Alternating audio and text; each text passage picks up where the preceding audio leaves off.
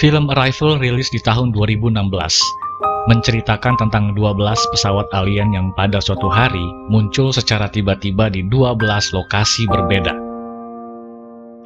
Gua nggak melihat film ini sebagai hanya sekedar cerita sederhana tentang ras alien yang datang ke bumi, tapi film ini justru menyuguhkan pesan lain yang lebih dalam tentang kehidupan dan kesadaran akan dimensi yang lebih tinggi. Sebuah cerita tentang makhluk alien yang kesadarannya sudah mencapai dimensi keempat, meski tubuh fisiknya berada di dimensi ketiga seperti kita.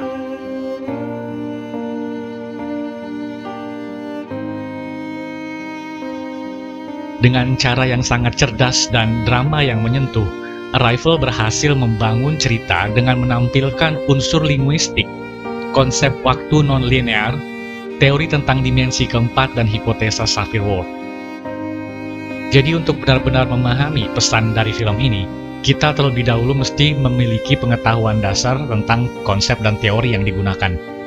Karena jika tidak, kita hanya akan kebingungan melihat adegan yang seakan maju mundur dan penuh dengan montase ingatan tokoh utamanya. Kita mempersepsikan waktu sebagai sesuatu yang bersifat linear atau bergerak dalam garis lurus.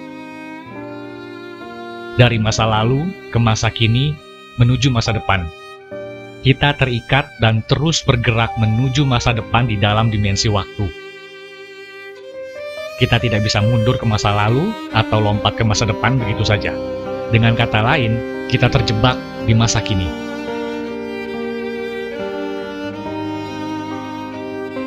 Tapi dalam film Arrival, konsep waktu yang digunakan bersifat non-linear. Masa depan, masa kini, dan masa lalu semua sudah ada dan sudah terjadi, juga eksis secara bersamaan. Jadi waktu hanyalah sebuah ilusi.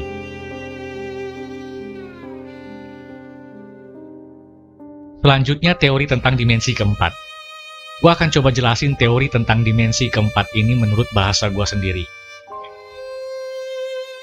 Dimensi dalam alam semesta dimulai dari dimensi 0, sebuah titik, lalu dimensi ke-1, sebuah garis, berikutnya ada dimensi kedua, sebuah bangun datar, lalu dimensi ketiga, bangun ruang. Dimensi ketiga adalah tempat tubuh fisik kita hidup sekarang. Kita berada di dimensi yang memiliki panjang, lebar, tinggi. Lalu berikutnya kita masuk ke dimensi keempat. Para ilmuwan sepakat bahwa dimensi keempat adalah waktu. Dimensi keempat bisa direpresentasikan dalam bentuk bangun ruang sebagai sebuah objek bernama tesseract.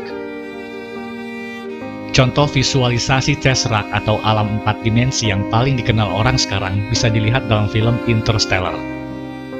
Dalam adegan ini, Christopher Nolan mencoba menggambarkan bagaimana manusia yang merupakan makhluk dimensi ketiga mencoba mencerna kondisi alam semesta di dalam dimensi keempat.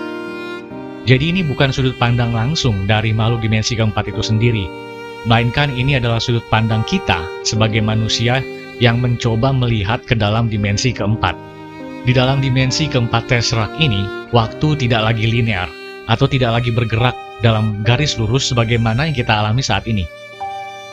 Arah gerak fisik dalam dimensi keempat adalah gerakan dalam dimensi waktu. Jadi di sini kita bisa sesuka hati pergi ke masa lalu atau jalan-jalan melihat masa depan, di mana semuanya sudah eksis, sudah ada, dan sudah terjadi secara bersamaan.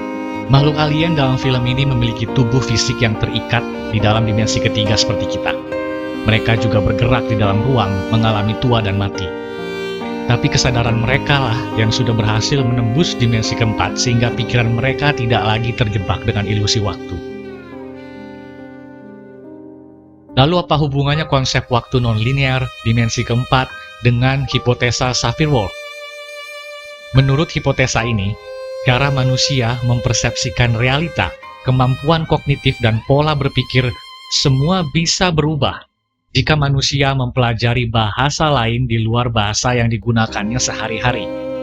Atau simpelnya, seseorang yang mampu berbicara fasih dalam lebih dari satu bahasa akan memiliki kemampuan dan pola berpikir yang berbeda dari mereka yang hanya menguasai satu bahasa saja. Tokoh utama film ini, Dr. Banks, mengalami fenomena mirip deja vu, di mana ia seakan-akan mengingat kejadian-kejadian yang sebenarnya belum pernah dialaminya, tentang anak perempuan yang ia lahirkan, ia besarkan, bahkan sampai akhirnya si anak mengidap penyakit langka dan meninggal dunia. Ternyata montase adegan-adegan tersebut adalah penglihatan Dr. Banks tentang masa depan. Jadi sesuai dengan hipotesa Sapir-Whorf, di mana kemampuan dan cara otak bekerja bisa berubah jika manusia mempelajari bahasa lain, Dr. Banks perlahan akhirnya memiliki kekuatan pikiran seperti para alien dan mampu melihat menembus dimensi waktu. Karena nanti di masa depan, dia akan menguasai bahasa dan tulisan alien, meski dirinya di masa sekarang sebenarnya belum menyadari hal itu. Dan dalam film ini, konsep kausalitas atau hubungan sebab akibat yang digunakan bersifat retrokausalistik, yaitu sebab akibat terbalik. Apa yang terjadi di masa depan bisa mempengaruhi apa yang terjadi di masa lalu, dan juga sebaliknya. Sehingga semua hal yang akan terjadi dan sudah terjadi adalah takdir yang tidak bisa dirubah, karena semuanya sudah saling berkaitan.